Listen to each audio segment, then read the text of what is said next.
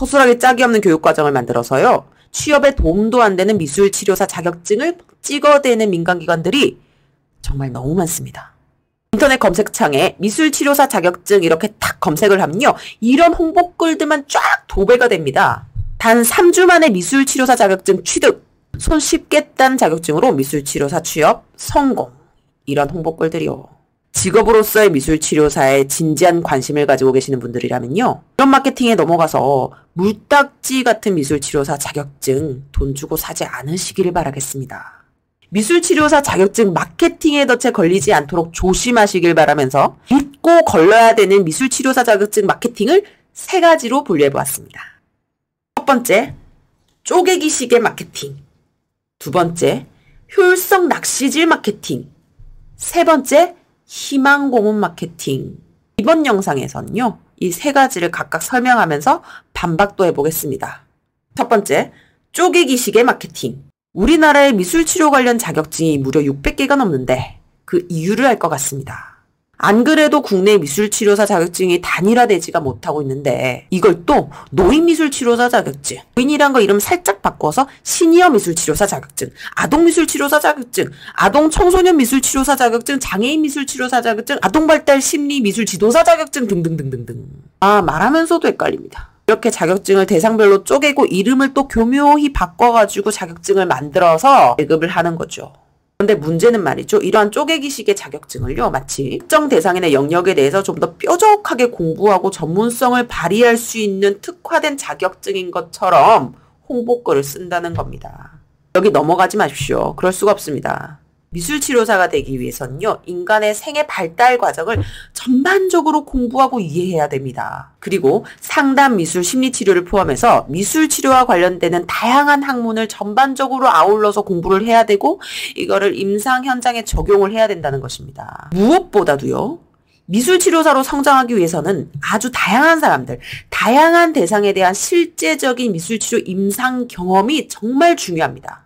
그렇기 때문에 폭넓게 미술치료 임상을 하는 과정 속에서 나의 전문적인 분야, 나의 전문적인 주 임상 대상을 찾아가는 것이 순서적으로 맞다고 저는 생각하는 거죠. 그러니 특히 처음부터 이런 쪼개기식의 자격증을 취득하는 것은 특정 대상, 한 세부 영역을 전문적으로 다룰 수 있는 준비를 하는 것이 아니라 미술치료사로서의 활동 영역을 스스로 탁 제한을 해서 자기 자신을 우물 안의 개구리로 만드는 것하고 다를 바가 없다는 거예요. 믿고 걸으시길 바라는 미술치료사 자격증 마케팅 그 두 번째, 바로 효율성 낚시질 마케팅입니다. 이게 사실 가장 흔히 보이는 미술치료사 자격증 마케팅 방식인 것 같습니다. 단 3주 만에 미술치료사 자격증 취득, 단기 속성으로 미술치료사 자격증을 손쉽게 딸 수가 있습니다. 이렇게 효율성을 강조하면서 낚시질을 하는 거죠. 근데 웃긴 게 이러면서 따라붙는 말이 있더라고요. 체계적인 수업 과정, 체계적인 커리큘럼. 제 생각엔 요즘 사람들이 바쁘다 보니까 이 시간도 절약하고 에너지도 절약한다는 이 효율성을 내세우면서도 사람들이 이렇게 빨리빨리 따면 뭐 대충 하는 거 아니야? 이건 뭐 제대로 되는 거 맞아? 제대로 하는 거 맞아? 이렇게 사람들이 합리적인 의심을 하지 않도록 홍보하고 싶었나 봅니다. 그런데 이 체계적이라는 게 말이 안 되는 게요. 체계적이란 말뜻이 무엇입니까? 방법과 순서를 차근차근히 지켜서 통합된 전체를 이룬다는 의미입니다. 단기 속성으로 그게 가능하냐는 거죠. 16년 동안이나 공부해도 끝이 없는데. 더 구체적인 거 차치하고 이렇게 단기 속성의 경우에 미술치료 공부에 매우 중요한 과정들이 이 구색 맞추기식으로 겨우겨우 살짝씩 끼워 맞추어져 있거나 아니면 제외될 수밖에 없습니다. 대표적으로 예를 들 수 있는 게 미술치료 매체 연구를 포함한 미술치료 자기 작업하고요. 미술치료 실습 과정입니다. 간단히 설명드리자면 미술치료 자기 작업은요. 직접 미술치료 작업을 하고 지도자와 동료들과 함께 피드백을 나누면서 나의 내면을 탐색해가는 과정입니다. 그리고 미술치료 실습은요. 슈퍼바이저의 지도하에 직접 미술치료 임상을 진행하거나 임상 사례를 스터디하는 거죠. 제가 단언컨대 이런 과정은 한두 달짜리 단기 속성 프로그램에 절대로 제대로 포함될 수가 없습니다. 없습니다. 겉핥기식의 이론 수업 몇 주 한 다음에 자격도 안 되는 자격증을 발급해주는 이런 효율성 낚시질에 걸리지 않으셨으면 좋겠습니다. 이런 자격증은 취업하는데 쓰지도 못합니다. 마지막 3번째, 희망 고문 마케팅입니다. 미술치료사를 직업으로 삼고 싶으시다면요.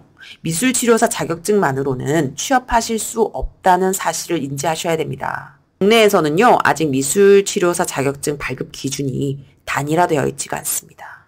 자격증의 종류도 셀 수 없이 많습니다. 그래서 아이러니하게도 미술치료사 자격증이 이 미술치료사로서 자격이 있는지를 변별하는 역할을 하지를 못하고 있습니다. 불편한 진실이지만 이게 현실입니다. 그래서 미술치료사가 되기 위해서 이 석사 졸업을 하는 것이 디폴트 값이라고 말씀을 드리는 겁니다. 그런데도 마치 이 미술치료사 자격증만 있으면 미술치료사로서 활동도 할 수 있고 이 미술치료사로 취업도 할 수 있을 것처럼 홍보하는 글들을 보면요. 나만의 전문 분야를 찾아서 성장하고 싶다는 그 희망을 이 돈벌이에만 이용하는 것 같아서 씁쓸합니다. 진짜로요.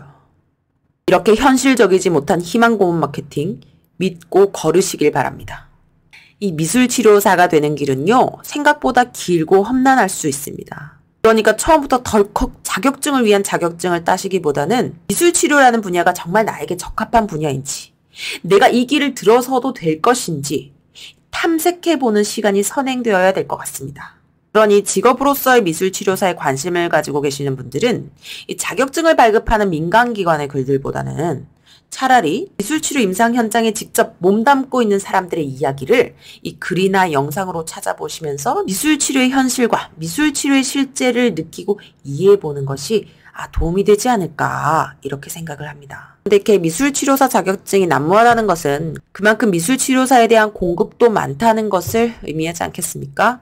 그 속에서 경쟁력을 갖기 위해선 좀 천천히 가더라도 중심을 잘 잡아가면서 제대로 가야 된다는 것을 잊지 않으셨으면 좋겠습니다. 그 과정에 제가 동행자로서요, 조금이나마 도움이 되었으면 좋겠습니다.